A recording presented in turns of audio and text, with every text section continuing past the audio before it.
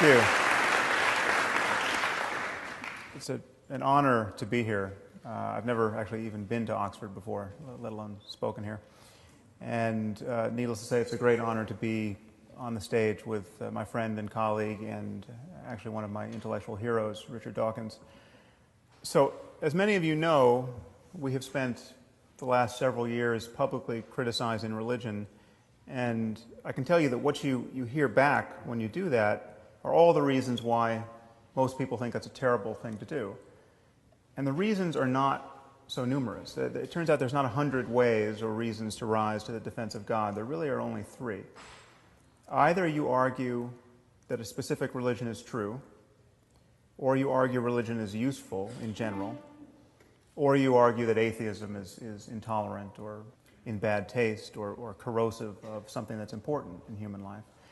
And it's interesting that people rarely argue for the truth of religion. Even fundamentalists, I find. Fundamentalists almost never come forward with evidence for miracles or the confirmation of biblical prophecy. Some do, but for the most part, that's not even their primary concern.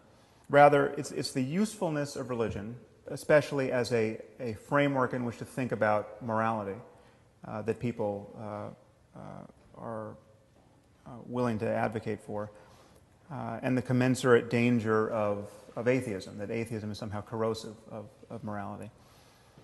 Now, the first thing to notice is that as an argument for belief in God, that is not only a bad argument, that's actually a non sequitur. I mean, religion could be useful, but completely empty of content.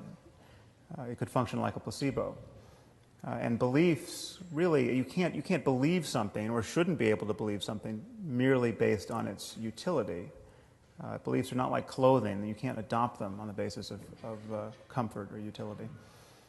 But people of faith, really to a man, are worried that unless we have a universal moral framework, unless we have a sense that words like good and evil and right and wrong actually mean something, then humanity will lose its way. And I actually share that fear. And I should point out that not all atheists do, but I do. And I want to tell you when this concern was first seared onto my brain. I was at a meeting at the Salk Institute. I believe it might have been one that Richard was at as well.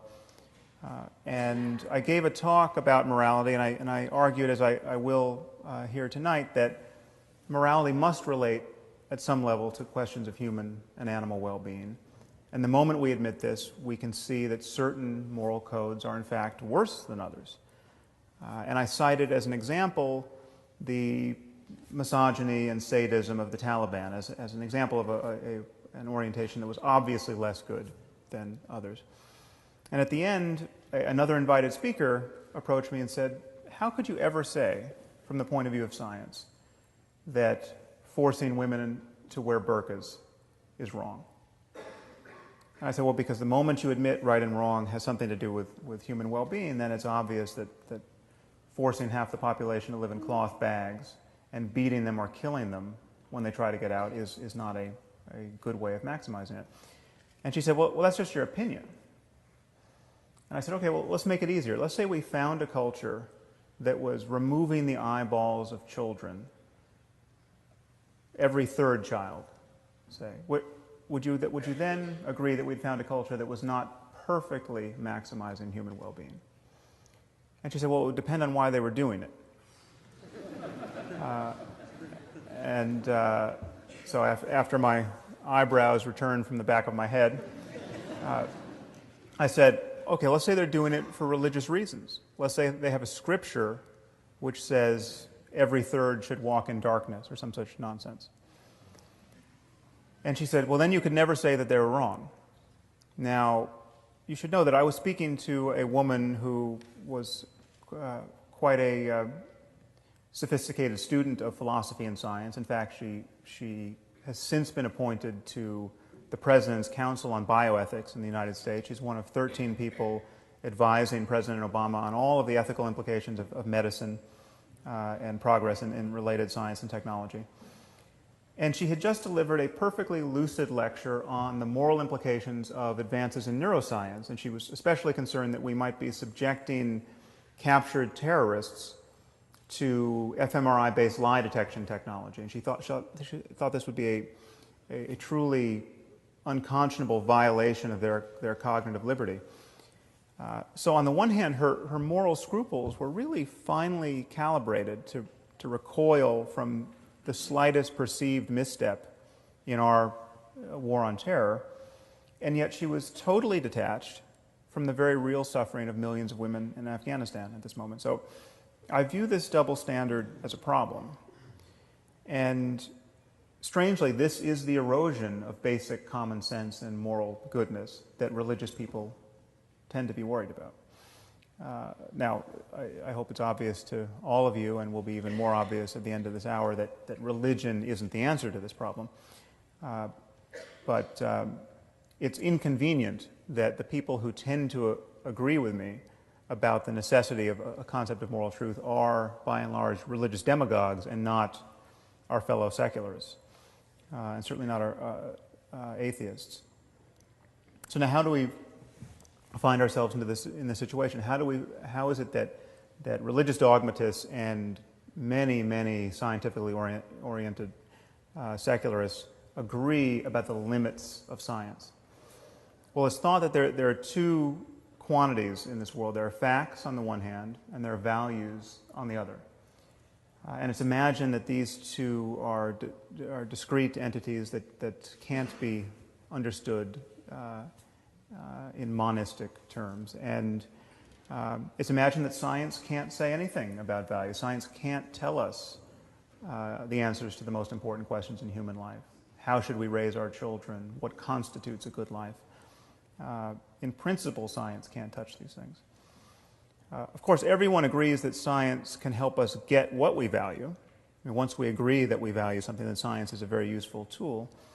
But it can't tell us what we ought to value. And so it's thought from the point of view of science that when we look at the universe, we just see one event following another. We just see a concatenation of causes. And there's no corner of the universe that announces certain events as good or bad or right or wrong. We make those judgments. But in doing that, we seem to be broadcasting our preferences onto a reality that is intrinsically value-free. And where do our preferences come from? Where do our notions of right and wrong and good and evil come from? Well, they clearly are the product of apish impulses and social emotions that have been drummed into us by evolution. And then they get modulated by culture. So you take something like sexual jealousy, for instance. We come from a long line of primate ancestors that were probably quite covetous of one another, despite the fact that everyone was covered with hair. And this possessiveness gets modulated by culture, and so we have something like the institution of marriage, say. And therefore, from the point of view of science, when you look at a statement like it's wrong to cheat on your spouse, it seems like that statement doesn't really track reality in any deep sense. This is just how apes like us learn to worry when we acquire language. It's just conventionally wrong. It can't be really wrong from the point of view of science. This is just an improvisation we're doing on the back of biology. Now, this is where religious people begin to get a little queasy, and I think they should. But they see no alternative, by and large, but to insert the God of Abraham into the clockwork as an invisible arbiter of moral truth. So it's wrong to cheat on your spouse because Yahweh deems that it is so, which is rather odd because in other moods Yahweh is fond of genocide and slavery and human sacrifice. Now I'm going to argue that this split between facts and values is an illusion. And my claim is that values are a certain kind of fact. They are facts about the well-being of conscious creatures. They are facts about the kinds of experiences it's possible to have in this universe. Now, in claiming that values reduce to the well-being of conscious creatures, I'm introducing two concepts, consciousness and well-being. Let's start with consciousness. This to my eye, is not at all an arbitrary starting point. Okay, imagine a universe without the possibility of consciousness. Imagine a universe just filled with rocks. Okay, there's nothing that it's like to be in this universe. Okay, the lights are not on in this universe. There's clearly no happiness or suffering. I would argue the concept of right and wrong, good and evil, simply doesn't apply. For changes in the universe to matter, they have to matter, at least potentially, to some conscious system. Now, what about well-being?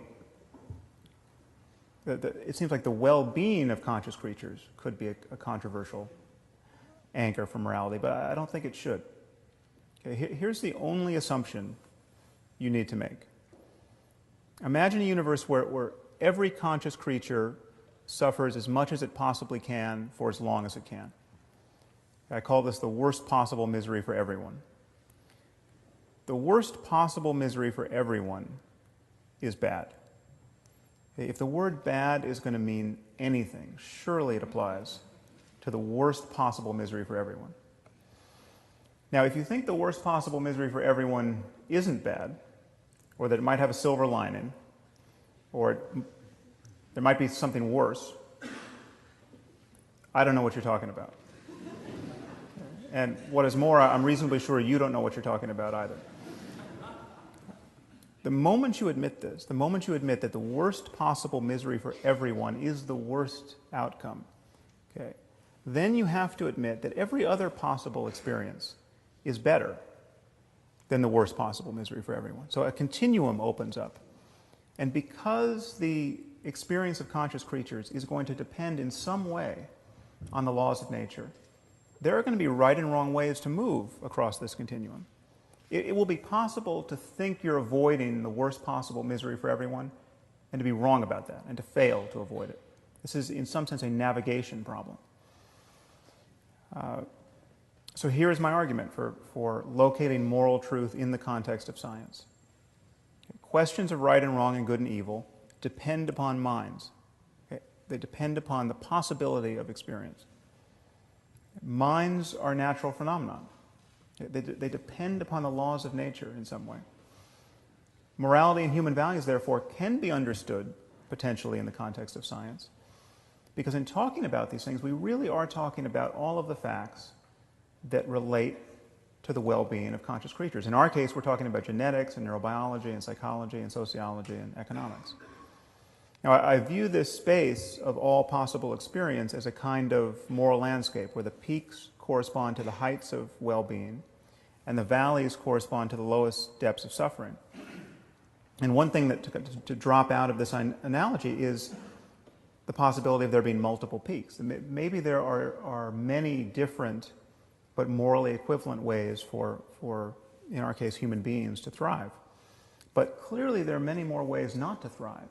There'll be many more ways to not be on a peak. And I think it's rather obvious that there are many more ways to suffer unnecessarily in this world than to be sublimely happy. Now, the Taliban are still my favorite example of a group of people who are struggling mightily to build a society that is obviously less good than others on offer. The average lifespan for women in Afghanistan is 44 years. Okay, they have a literacy rate of 12%. They have almost the highest fertility rate in the world and almost the highest infant and maternal mortality in the world. This is one of the best places on earth to watch women and infants die. They also have a GDP that's lower than the world average in the year 1820. So it seems to me patently obvious that the optimal response to this situation, which is to say the most moral response, is not to throw battery acid in the faces of little girls for the crime of learning to read. Now, I think this is common sense to everyone in this room, and common sense it should be to everyone in the civilized world, except if you happen to be a bioethicist working on the President's Council at the moment. But this is also of necessity a claim about biology and psychology and sociology and economics. It is not unscientific to say that the Taliban are wrong about morality. In fact, we have to say this the moment we admit we know anything at all about human well-being. Now, some people with a little philosophical training may begin to wonder, well, who's to say that if a father wants to burn his daughter's face off with battery acid, he's wrong in any objective sense. Okay, who's to say we should value the well-being of little girls? Who's to say that the father doesn't have an alternate but also legitimate conception of well-being? Now, moral skeptics of this kind invariably cite David Hume's famous distinction between is and ought. The notion is you can't get an ought from an is, which is to say that science can only give us a descriptive account of the way the world is, and there's no way to move from that account to an account of how the world ought to be. Now, I happen to think this is a trick of language. This notion of ought, this falls very much into Wittgenstein's notion of philosophy as a battle against the bewitchment of our intelligence by means of language. And people are mightily bewitched by words like ought and should and moral duty. Now, to ask whether we ought to avoid the worst possible misery for everyone, on my view, is nonsensical. If we ought to do anything, if we should do anything, if we have a moral duty to do anything in this universe, it's to avoid the worst possible misery for everyone. Okay, there's no notion of ought that reaches deeper than the imperative of avoiding the worst possible misery for everyone. Okay, it doesn't make sense to say, well, I would have avoided the worst possible misery for everyone, but I actually had other priorities. Okay, there's no space for those other priorities to occupy. Or so I argue. Now, many people imagine on Hume's account that science is bound to be merely descriptive, and therefore one person's values can only trump another person's values by seeking consensus. All you have are differing opinions. And all such opinions are in principle on par. But this isn't true. There are many ways for my values to be wrong. But they can be wrong with respect to deeper values that I hold, or would hold if I were only a deeper person. My values can be objectively bad guides to finding happiness in this world. I can value things that will reliably make me miserable, or make those I love miserable. So things can be right or wrong independent of a person's current values. Now, some of you might worry that I haven't defined well-being with sufficient precision. How can this loose concept be the ground out of which we talk about moral truth? Well, consider by analogy the notion of physical health. Okay. Physical health is very difficult to define, and its definition seems to always be only contextually true. Now, physical health is you can expect to live to be 85, 90 without Alzheimer's. 100 years ago, you could expect to live to the ripe old age of 40 or 50. Okay. It changes, and it could change to a great degree in the future. What does health mean? So it has something to do with not always vomiting. It has something to do with not being in excruciating pain. These are very loose criteria for health. And yet this does not make the concept of health vacuous at all. It certainly doesn't make it merely the product of culture or merely the product of personal whim. And notice that no one ever attacks the philosophical underpinnings of medicine with questions like, well, who are you to say that not always vomiting is healthy? What if you meet someone who wants to vomit? What if you meet someone who wants to vomit until he dies? How would you argue that he's not as healthy as you are? Okay. Yes, the very notion of health contains certain values. This does not make medicine unscientific. Okay, and I would argue that in talking about morality, we are actually talking about psychological health and the health of societies. The truth of this fact-value issue actually reaches deeper than that, because science has always been in the values business. We simply cannot speak about facts without embracing certain values. It's not that you can't get an ought from an is. You can't get an is without embracing certain oughts. You can consider the simplest statement of scientific fact. Water is 2 parts hydrogen and 1 part oxygen. Okay, this seems to be as value-free an utterance as human beings ever make. Okay, but what do we do when someone doubts the truth of this proposition? What if someone comes forward and says, well, I'm sorry, but that's not how I choose to think about water? What if someone says, I'm a biblical chemist and I read in Genesis 1 that God created water before he created light, which in fact it says in Genesis 1. So therefore there were no stars to fuse hydrogen and helium into heavier elements like oxygen. So there would have been no oxygen to put in the water. So God either there's no oxygen in water or God made special oxygen. And I don't believe he'd do that because that would be biblically inelegant. Okay. What could we possibly do with such a person? Okay. All we can do is appeal to scientific values. Okay. And if a person doesn't share those values, the conversation is over. Okay. We must appeal to the value of understanding the world, the value of evidence, in this case, some hundreds of years of evidence in chemistry, the value of logical consistency. Much of what we believe about the world is predicated on the validity of our beliefs about the structure of water. If someone doesn't value evidence, what evidence are you going to provide that proves they should value it? If someone doesn't value logic, what logical argument could you invoke to prove that they should value logic? And I think the split between facts and values should just look bizarre on its face. Because what are we really saying when we say that science can't be applied to the most important questions in human life? We're saying that when we really relinquish our biases, when we make every effort to get behind our wishful thinking and self-deception, when we rely most clearly on honest observation and sound reasoning, when intellectual honesty is at its peak, well then that has no application whatsoever to the most important questions in human life. That's precisely the mood you cannot be in to answer the most important questions in human life.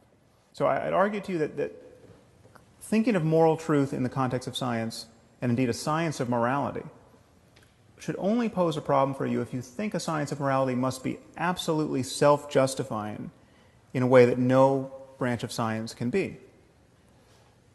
Okay, a science of morality based on a concern for well-being would be on the same footing as a science of medicine based on a concern for health, or indeed any other science that has to assume certain axiomatic assumptions. There are many questions you could ask that are actually good questions. One would be, how would this work in practice? I mean, we often have values, genuine values, that can be in competition with one another. There can be trade-offs between values.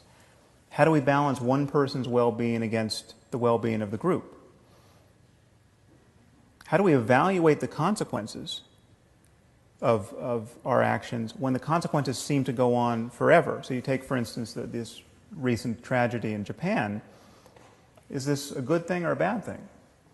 Well, it certainly seems bad, but what if this causes us to handle nuclear materials so much more conscientiously than we ever would have in the future that it winds up saving millions of lives?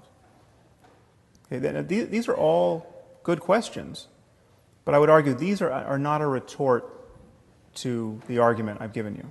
Okay, it could be difficult or impossible to answer some of these questions, but in every area of science, in every area where we acknowledge that truth claims are valid, there are an infinite number of questions that are indeed difficult or impossible to answer. This does not nullify truth claims. I mean, this is my favorite example of the moment is how many birds are in flight over the surface of the earth. Okay, we don't know, we can't know, we will never know, and in fact it just changed. Okay, there's no scientific effort that could deliver those data. And yet we know there's a simple answer, it's just an integer. This could well be true of certain questions about morality. This would not nullify the reality of moral truth. So in closing, I just want to remind you of why religion can't be the answer to the question of moral truth. Well, first, there's just the simple fact that all of our scriptures were written by people who, by virtue of their placement in history, had less access to scientific knowledge and what is now basic common sense than any person in this room. In fact, there's not a person in this room who has ever met a person whose worldview is as narrow as the worldview of Abraham or Moses or Jesus or Muhammad. These people knew nothing, next to nothing, that is now, of the facts that are now relevant to us. in the 21st century. They knew nothing about the origins of life, the relationship between mind and brain. They didn't know that mental illness was even a category of human suffering. They knew nothing about DNA or viruses or computation or electricity.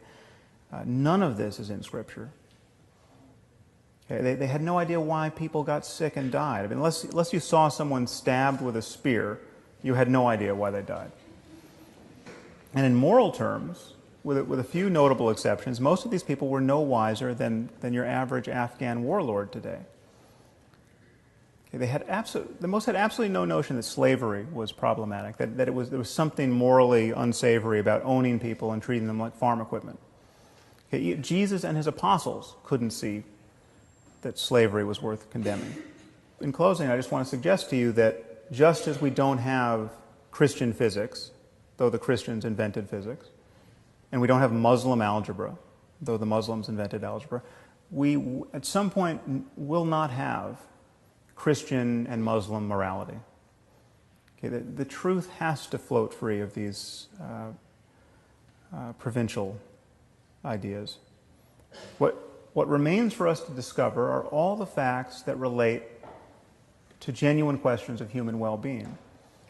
And the goal clearly is to build a global civilization based on shared values. Now, it seems to me the only tool we need to do that is honest and open inquiry. And if faith is ever right about anything in this space, it's just right by accident. Thank you very much.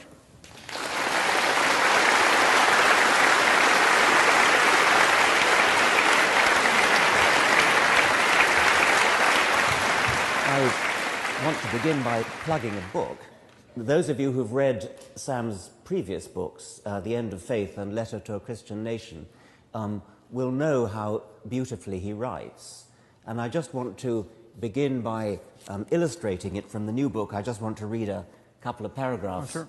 The current head of the NIH, that's Francis Collins, recommends that's the National Institutes of Health in America, recommends that we believe the following propositions. 1.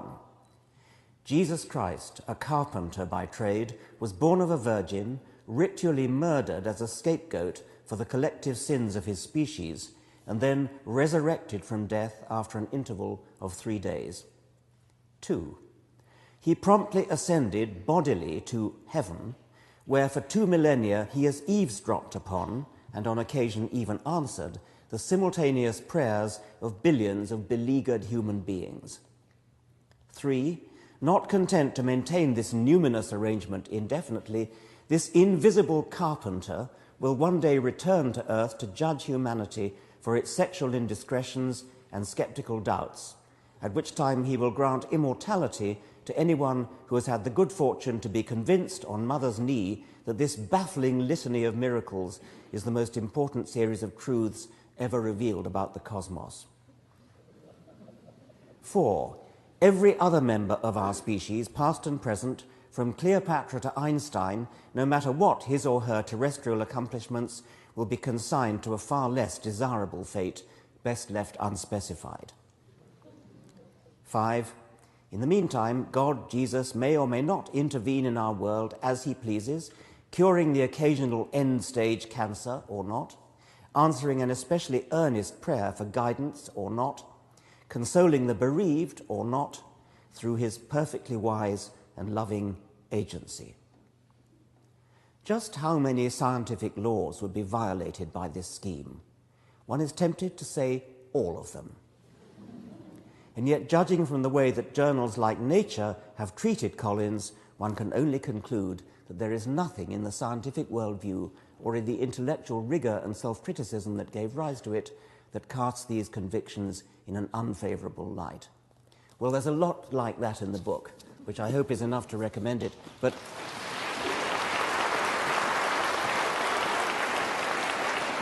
Sam, you began by talking about utility of belief, and people who say that religion is useful, has a utility, because it somehow gives us a moral compass. And you quoted religious people who say that, and of course they do. But I think what disturbs me more, and I wonder whether you agree, is those non-religious people who say something like, of course, you and I don't need religion, we don't Right. need religion, but the riffraff out there do. I mean, that is at best condescending. Yeah, it's profoundly condescending and also quite cynical and unimaginative. It's as though those purposes can't be served any other way and will never be served any other way. It's just it closes the horizons of human collaboration and creativity in a way that it just seems truly bizarre. So yeah, it's not a well thought out position on the part of our fellow secularists. I sense that in a way you make life easy for yourself by concentrating on the truly appalling things like the Taliban and, well, I remember a few years ago, I think in this very room, listening to the psychologist Nicholas Humphrey giving a beautiful lecture called What Shall We Tell the Children? And he spoke about a girl who archaeological evidence shows was sacrificed, I think, to the sun god in Peru, I think a few centuries ago. And he quoted anthropologists who speculated that this girl was no doubt looking forward to being sacrificed, the great honor it was to her to be sacrificed. And Humphrey was quoting the same kind of moral relativists as you've been quoting. And he then got spectacularly and movingly angry. How dare these anthropologists say such things? How dare we, listening to documentaries on our televisions about things, get a sort of warm, glowy feeling about this girl fulfilling her ambitions because of her religious beliefs? Do you happen to know that? The history of human sacrifice is truly amazing to contemplate. There's a book entitled Human Sacrifice by last name Davies. I actually cite it in my afterword to Letter to a Christian Nation, which is on my website. But it's astonishing that almost any culture you could name had a tradition of human sacrifice. And I actually don't doubt that people went willingly and eagerly to their deaths, because if you have the requisite beliefs, it makes sense. It was believed that you could engage this one-way dialogue with the ancestors by just going to meet them. You could cure the king of his venereal disease and save all the people you love from the wrath of God by being sacrificed. Now, of course, other people were sacrificed involuntarily as well, but one of the embarrassing things about Christianity is it stands astride this truly contemptible history, not as any kind of departure from it. Christianity is not a religion that rejects human sacrifice. It's a religion that celebrates a single human sacrifice as though it were fully effective. And people tend to elide this kind of bizarre commitment. But to the point of making things easy for myself, you're not the first, inevitably, incidentally, to point that out, that I've made things easy for myself. But it's actually, unless you have an argument against these clear cases, it seems to me you don't have an argument at all for moral relativism. Yes, that's right. I mean, you've got a baseline for your landscape, but so that the peaks can kind of stand out from this baseline that presumably everybody will agree to. Yeah. But you do come up against, and you mention them, of course, both in your talk and in your book, the sort of standard problems with utilitarianism. I mean, I take it you would describe your philosophy as a kind of scientific utilitarianism. Yeah, it's a kind of, or more broadly speaking, consequentialism. But the reason why I don't eagerly answer to that name is that everyone thinks they know that there's just an obvious stalemate between consequentialism and its rivals, and that makes sense. And I think it's many of the concepts and many of the distinctions in moral philosophy have prevented us from actually thinking about moral truth in the context of science. So I'm presenting a new argument, and there are many aspects of my argument that don't track consequentialism. One of the problems with consequentialism is that people don't think very imaginatively about what counts as a consequence. So you have the classic trolley problem, that many of you have probably heard of. This is ubiquitous now in moral philosophy and in neuroscientific research on morality. You have a train coming down the track, and it's going to hit and kill 5 workmen who don't see it coming. But you stand at a switch, and you can throw the switch, and the train will take another track, and there it will only kill 1 workman. And so people are asked, should you flip that switch? Now, when asked this, 95% of people say, well, absolutely, you have to flip that switch. You save a net 4 lives. You'd be a moral monster not to do that. But you can pose the problem another way. You now stand on a footbridge overlooking the trolley track. The trolley's coming down the track, and there's a suitably large person at your side who you can push into the path of the oncoming trolley, killing him, obviously, but saving a net 4 lives. And now, posed under this guise, 95% of people say you would be a monster to push that fat man onto the track. Now, I happen to think this is somewhat ill-posed because I think we all have an intuitive physics, and we burn a fair amount of fuel wondering whether the fat man is really going to stop the trolley.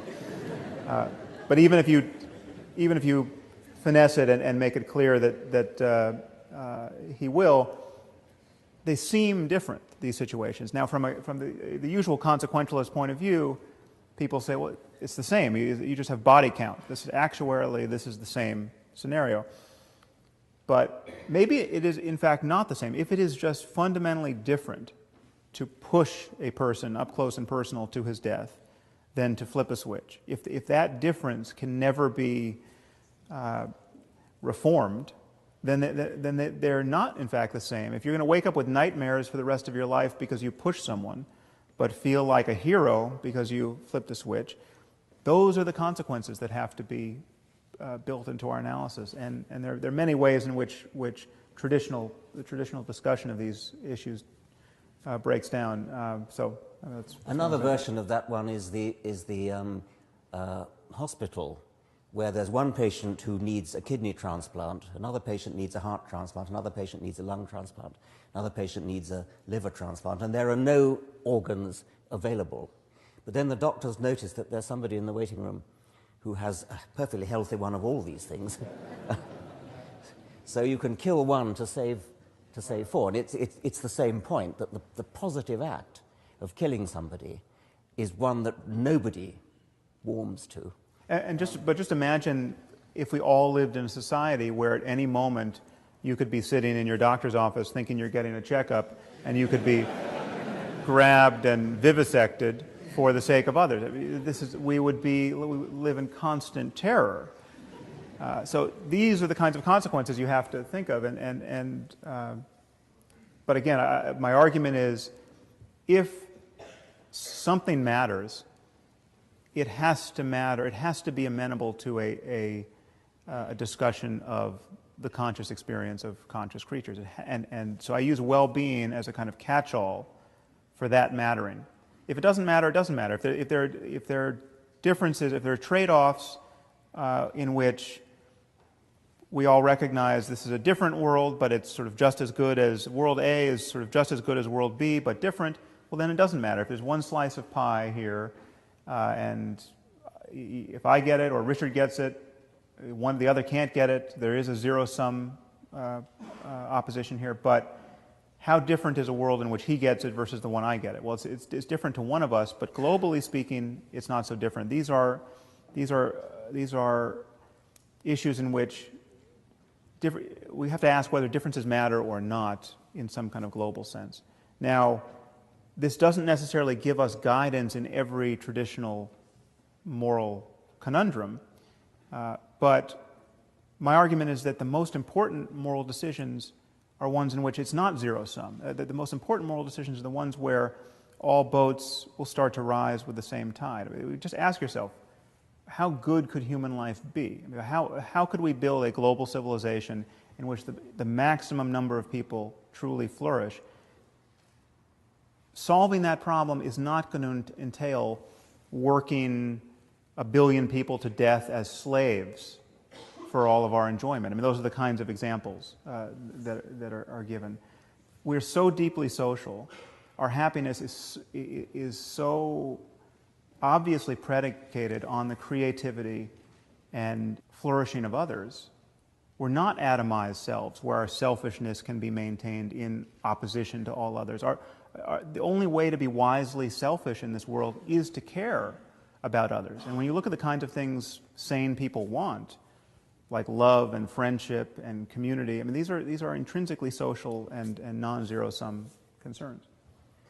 Another objection that you must meet all the time, I'm guessing, is the Brave New World objection. I mean, what if you could spray the whole world with a happiness drug, which made us feel good all the time and never uneasy, never unhappy, but then we would never, according to the savage in Brave New World, we would never appreciate Hamlet, we'd never appreciate Romeo and Juliet. Some people would say that we would lose an enormous amount, while nevertheless suffering would increase by possibly your criteria. Yeah, well, I think this is the question of how much we want our conscious states and emotional life to actually track the reality of our circumstance in the world. And I think we certainly want it to track reality rather closely. Now, the question is whether we want it to perfectly track. That seems to be, I think, open to debate. But clearly, if everyone's taking the happiness drug, this is, in some basic sense, materially unsustainable. I mean, if you're just knocked out on the couch in bliss, you know, and your children are starving, or you have no career anymore, so there are obvious consequences to. Well, you slanted that again. I mean, it wouldn't have to be like that. Well, no. But so the question is, it has to track to some degree. You have, and so then you kind of dial it back from the oblivion of the perfect drug, and you ask yourself, well, just how happy do you want to be able to be? So let's say we develop a pill that is the perfect antidote to grief. So somebody dies and you are inconsolable. Let's say your child dies. When do you want to take that pill? I mean, do you want to take that pill? What would it mean to take the pill the moment your child dies? Okay, so you know that your daughter has drowned in the bathtub. You come upon the scene, your life is ruined, but then you realize you've got some of these pills in the drawer. So you pop the pill and you don't care. Now, that in some sense is conceivable that that's possible. I mean, that actually could be coming, that kind of development. The question is, what are you forsaking? I mean, what does it mean to love someone and to be completely inured to their death in the very moment of their death? I mean, so much of what we value in our lives is an actual sensitivity to reality. Now, would you never want to take that pill? I don't know. It's possible that somebody could just not be grieving so terribly after the death of someone close to them that you would want to take a little bit of the pill. I mean, you would want to take an antidepressant, as we do now. That seems to me to be perfectly sane. But there's this gray area where the question gets interesting, and perhaps we'll never feel that we have a clear-cut right answer. But it's clearly not the pill that leaves you just immune to any changes in the world that are actually relevant to your relationships with those you care about and your understanding of what's going on in the universe. You're facing the classic problems that moral philosophers have faced for a long time, and you're well aware of them, and you've discussed some of them today, some of them in the book. There's the trolley problem, the problem of how you value human happiness against that of other species, which is in your book, but which you haven't referred to tonight. That's another difficult problem. Problems of sacrificing some people for the happiness of others. All these are difficult problems which have faced moral philosophers for a very long time. But you appear to be bringing to those problems a new thought, which is that science, as opposed to just philosophic thinking, reasoning, could help. Now, moral philosophy is the application of scientific logical reasoning to moral problems. But you are actually, again, you didn't mention it so much in your talk, but in the book, bringing your neurobiological expertise to bear, which is a sort of a new way of doing it. Can you tell me a bit about that? Because I'm not quite clear how doing neurophysiology kind of adds to our insight into these moral problems. Well, I actually think that the frontier between science and philosophy actually doesn't exist. I think when we don't have, when a question is not operationalized, when we don't have an experiment we can perform, when we don't know how to get data, then we tend to be talking the talk of philosophy. But the moment, philosophy is kind of the womb of the sciences, and in fact it was physics at one point was called natural philosophy. The moment something becomes experimentally tractable, then these sciences bud off from philosophy. And I think every science has philosophy built into it. So there is no partition in my mind. But the relevance of neuroscience is born of the fact that everything we experience, everything we care about, every instance of something mattering to us is at bottom a state of our brain. You can go one better than just asking somebody what makes you happy. You can actually measure their brainwaves or something. Well, yeah, this goes to the question of whether we will ever have mind-reading machines, and I think we do have mind-reading machines. They're incredibly primitive now, but with fMRI you can make judgments about what someone is thinking, potentially in real time. And for instance, a graduate student in the lab I came from where I did my work at UCLA analyzed my data on belief. I did a study of belief and disbelief, and we just put people in the scanner and had them read statements that were either clearly true or clearly false or clearly uncertain, and we just looked for the difference in the brain between truth and falsity, and we compared them to uncertainty as well. And so I published a couple of papers on belief based on that, but then someone else came back with a different analysis that was called a machine learning analysis, where they actually looked to see if they could just, based on the raw data, determine whether a person believed something or not in any given trial. So on question number 75, did this person believe it to be true or false? And they could detect that with 95% accuracy.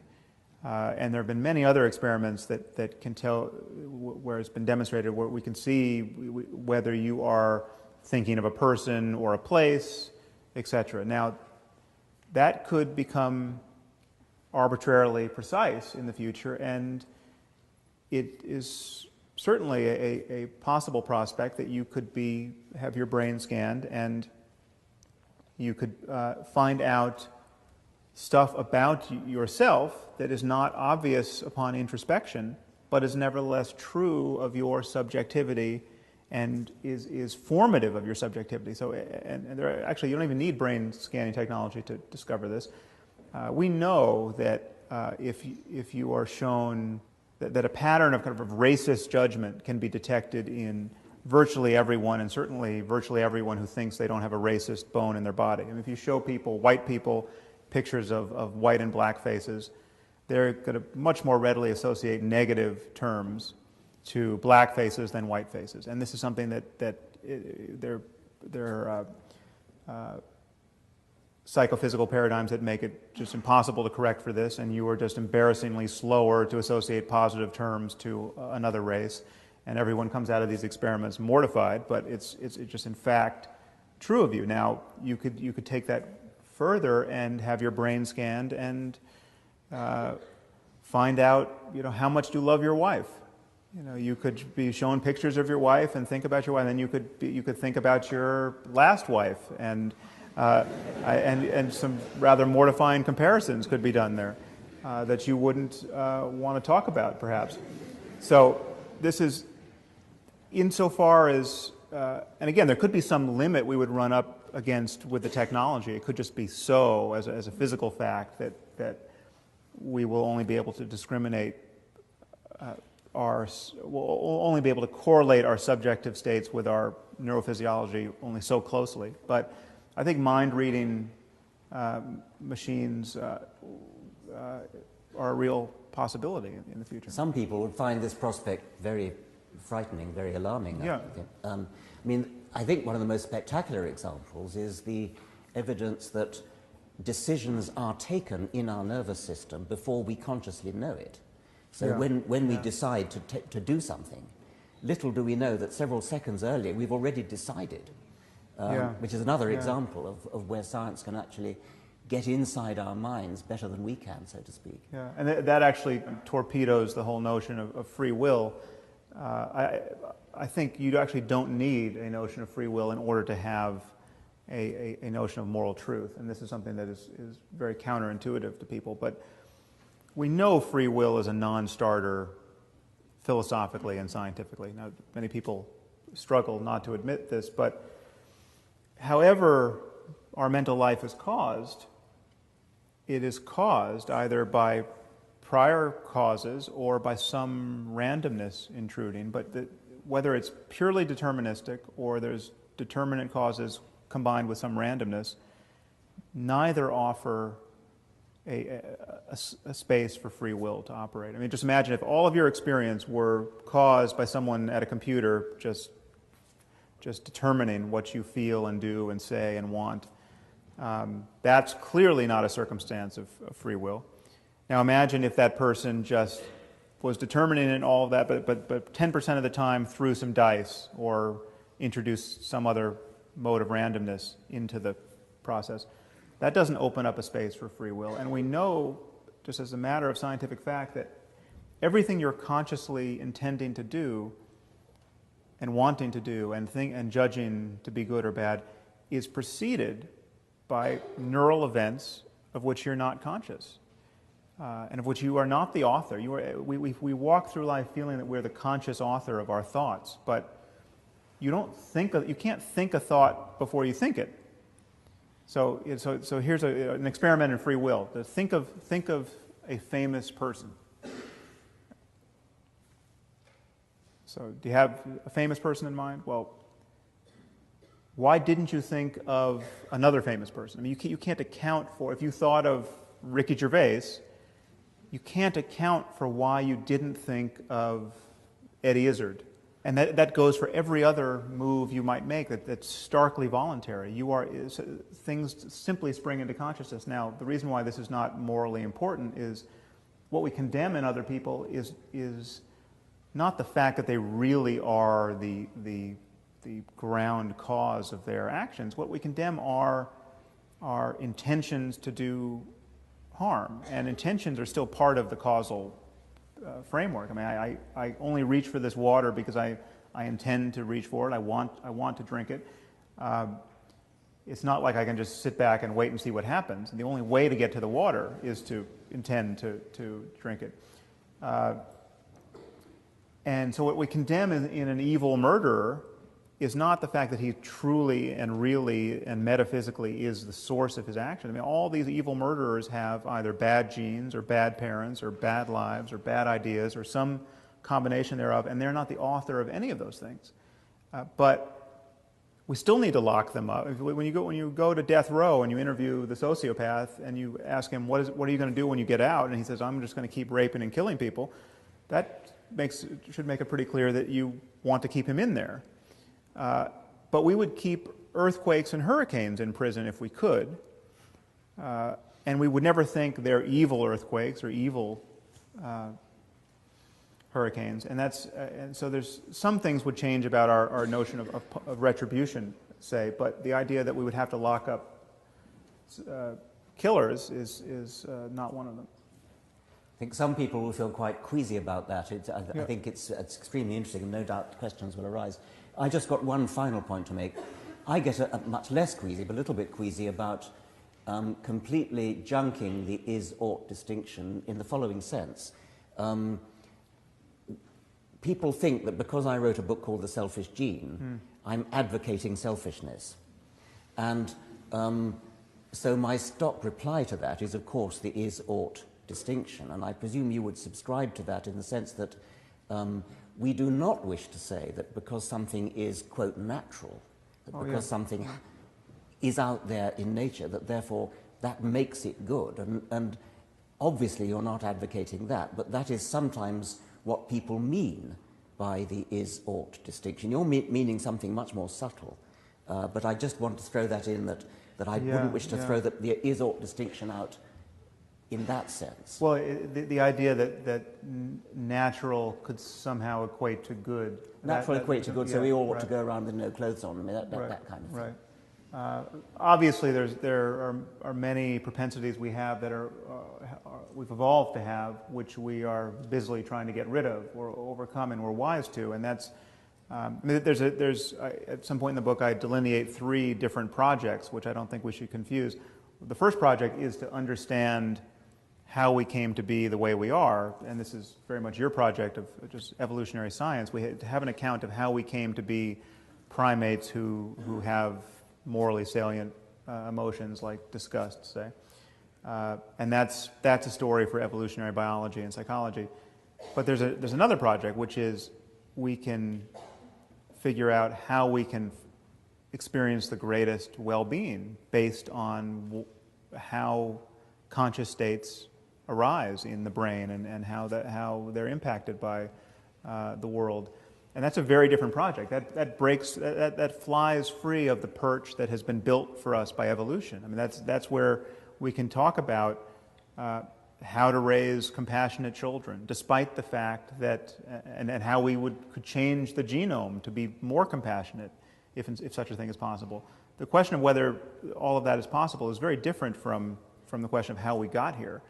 And the third project is just to convince people to drop all of the moral commitments that lead to unnecessary human misery, and that's a political and it's a project of persuasion, and that is also distinct, and they often get conflated.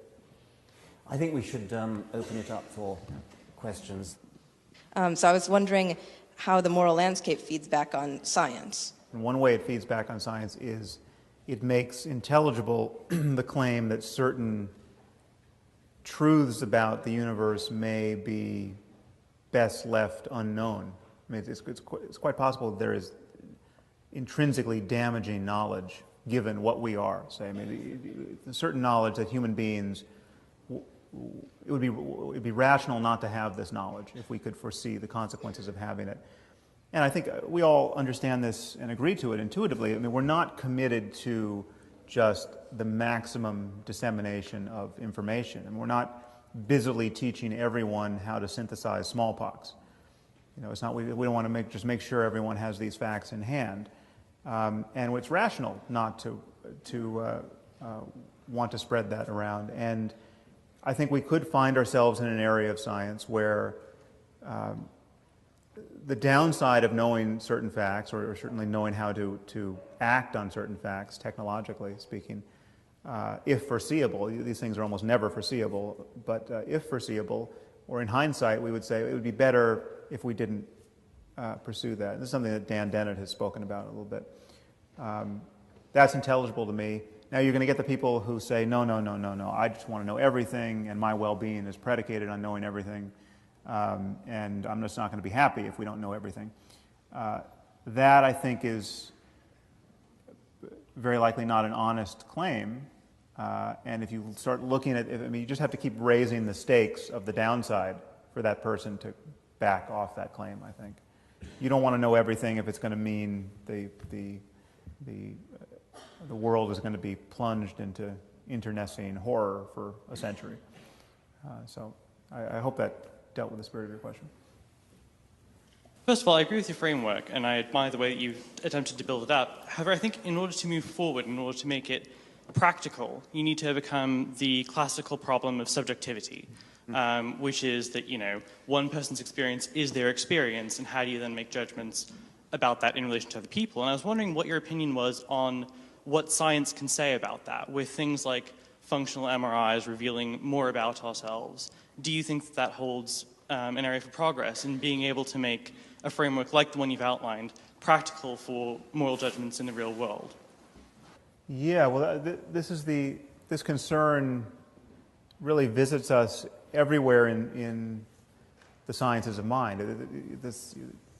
How is it that you can study human subjectivity and make objective claims about first-person facts? There's a lot of confusion around this issue of subjectivity versus objectivity, and because we use these words in two distinct ways. In an epistemological way, which describes how we reason about the world, and in an ontological way, in terms of what there just is to be reasoned about. And clearly we can reason and speak and think objectively about subjective facts. And we do this all the time in psychology and neuroscience. We can talk about depression. We can talk about what it's like to be you.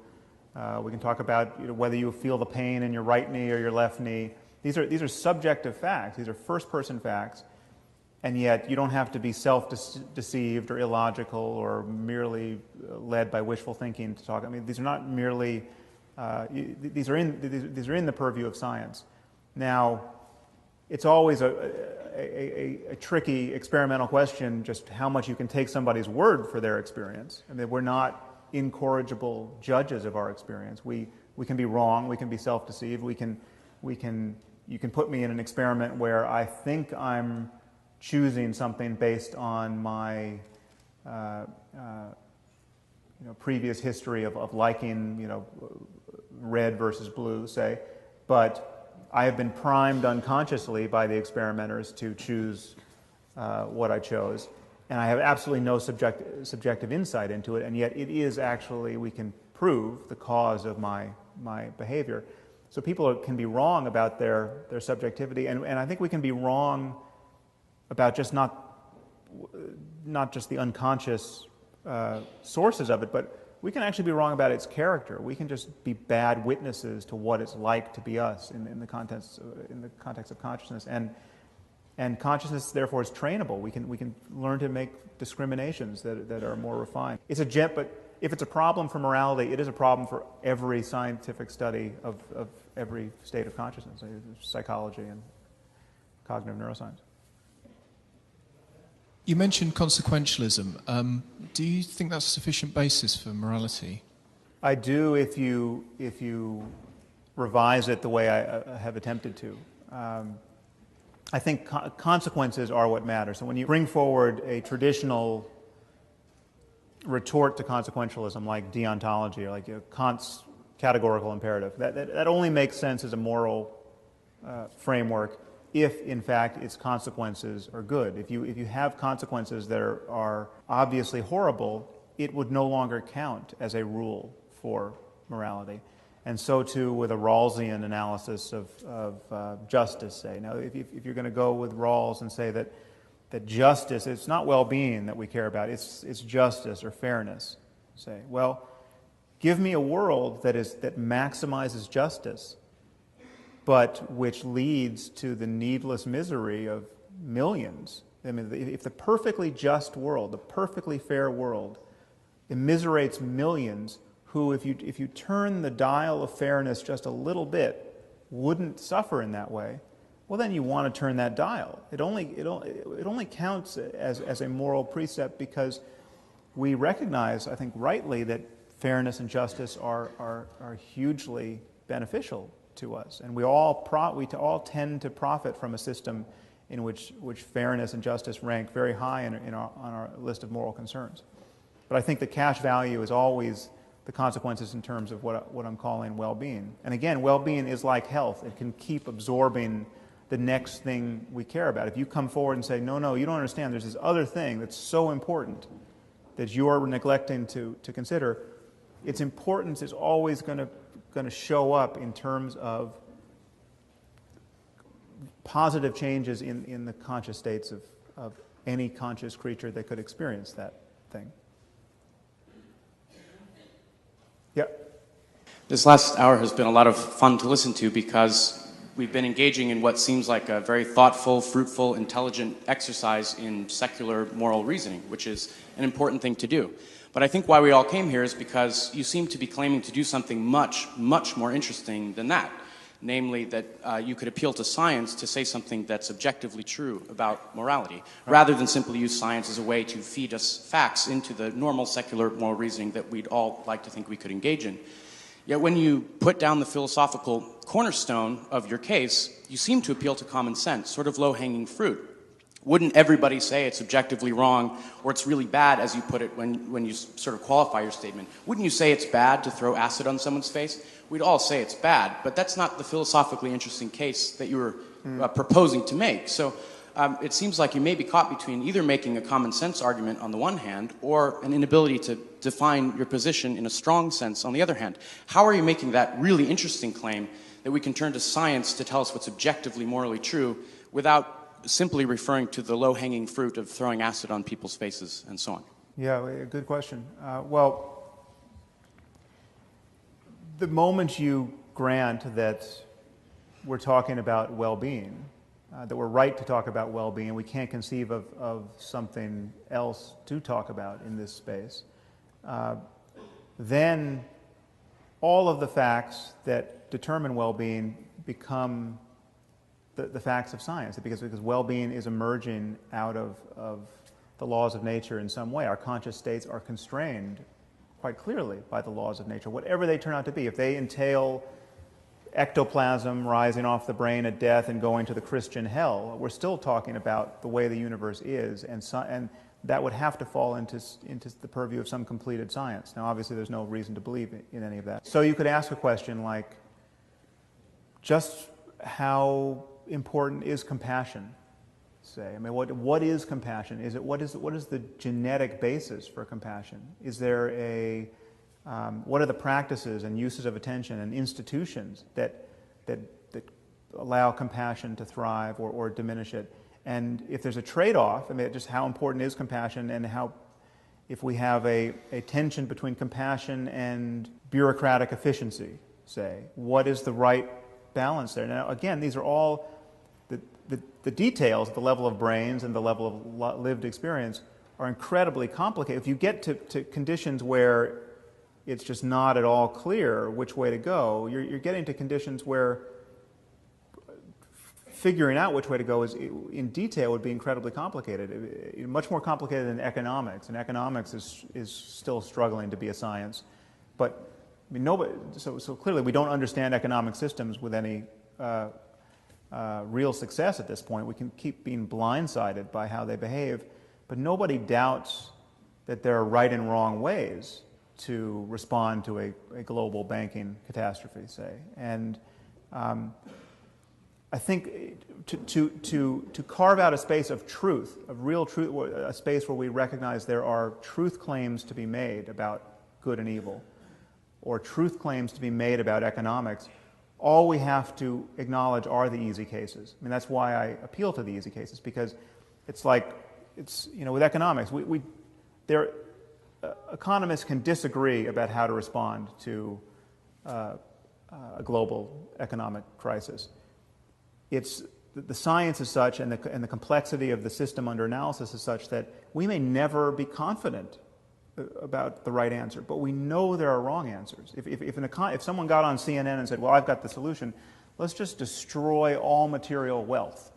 Let's just have a huge potlatch where we just burn buildings and ruin everything. Okay, and then we'll have to build it again, and that's a brilliant idea. It's going to put everyone to work. Okay, that's pretty clearly the wrong answer. Now, so we know there are right and wrong answers. We know there are ways to fail where your beliefs can be erroneous, and I'm arguing this, if it's true for something like economics, it's also true for morality. If we assume that religion is the only source of morality, and as a solution to that, and we agree there's problems with that, and as a solution to that, if we offer science as the counter source of truth, are we not sort of just advocating supplementing one canon of truth at one level by another? As opposed to which, as Professor Dawkins said, wouldn't the better solution be to advocate a scientific process of reasoning as a better means of achieving at morality than at science as a source of morality? So don't you think the focus of science should be on advocating an increased acceptance of scientific reasoning than as science in itself as a canon of truth? Yeah, I don't think you can keep those two apart, though. I mean, when we're advocating scientific reasoning, when we're advocating having your convictions scale with evidence and cogent arguments, then we are of necessity attacking religion, or so people like Richard and myself argue. I mean, there is a zero-sum conflict between believing things for good reasons and believing things for bad reasons. And so that distinction is already intrusive of people's sanctities. And insofar as we make any kind of mature progress in the sciences of mind, we are just of necessity going to be divulging truths about human well-being that will be scientifically true and actionable. It's just as science comes forward and says at some point, listen, smoking is a cause of lung cancer. You know, you shouldn't do it. If you care about avoiding lung cancer, don't smoke. That's not an Orwellian, intrusive guys in white lab coats, the morality police grabbing you. That is just information which is now actionable, and there are conditions where it becomes coercive. I mean, if you let your children smoke, if you're giving cigarettes to a 3-year-old, you are a bad parent, and the state has an interest in preventing you from doing that to your child. And there could be analogous discoveries in just how we can thrive in a moral domain. I mean, in the United States, 20 of the 50 states have made it legal, or it's still legal. It's long been legal to beat children in their schools with a significant wooden paddle. I mean, not just a rap on the knuckles, but actually, a strange man comes up and beats your child with a wooden board. This is legal, and hundreds of thousands of children every year are beaten, sometimes bloody, by their teachers, not with the consent of their parents. I mean, and this needless to say, is all anchored to religion and proverbs, not to spare the rod on the child. And from the point of view of psychological science, this is not good. This is not good for children. And we may not know that now at the level of data in a way that's utterly compelling, or it can be made utterly compelling. But if we know anything, if we discover anything at all about how children can develop healthily in a cognitive and emotional sense, at some point it's going to be like smoking causes lung cancer, and that will be, by definition, intrusive into people's. It won't be just a matter of reasoning, it'll be a matter of science saying what is good for us. I once saw a film of a child, I think in the New Guinea highlands, that was at the mother's breast. It had a cigarette in its hand, taking alternate drags at the breast and at the cigarette. Right. Yeah. I would like to ask a question of clarification between the relationship between philosophy and science. Reading your book, it's clear that you haven't committed what many critics have said is you've committed Hume's fallacy, the naturalistic fallacy. But given what you've said tonight, there's some ambiguity and possible inconsistency in what you're saying. One statement you said that all sciences have philosophical presuppositions, and in a later statement you said that there really wasn't a distinction between philosophy and science. I think those are the same statement. I mean, that's at least to my ear, they're the same statement. But the foundational principle of what you're saying, and I do agree with you, of ethics as well-being, you get that from philosophical argument. You get that from reason and reflection and deliberation. You do not get that from observation or experiment. But if you were to get that from observation and experiment, then you would be committing Hume's fallacy. You would be deriving it not from an is. Philosophy is intrinsically normative. Could you just sort of clarify the relationship between science and philosophy? Well, it's a claim about truth. It's a claim about what exists, whether or not we know it. Now that is the frame in which we do all science and all philosophy. And it only becomes science when you can describe the experiment that you would do. This isn't actually even entirely true, because there's a lot of physics that seems to go on in the absence of a conceivable experiment for quite some time. But physics gives us a picture of the world. Say, this is, the many worlds thesis of, there are multiple universes, say, that could have copies of ourselves living out different lives. Say, that's a physical claim based on some data, but we don't have an experiment that's going to resolve that now or perhaps ever. And yet it's a picture of reality that has scientific bona fides. It's a description of what exceeds our immediate purview. I'm saying the same can be said about the possibilities of experience. The same, it's just there are conscious experiences available based on what consciousness is and the laws of nature. And this captures everything we can conceivably mean by right and wrong and good and evil, as witnessed by the fact that if you imagine the worst possible suffering for everyone, that is clearly the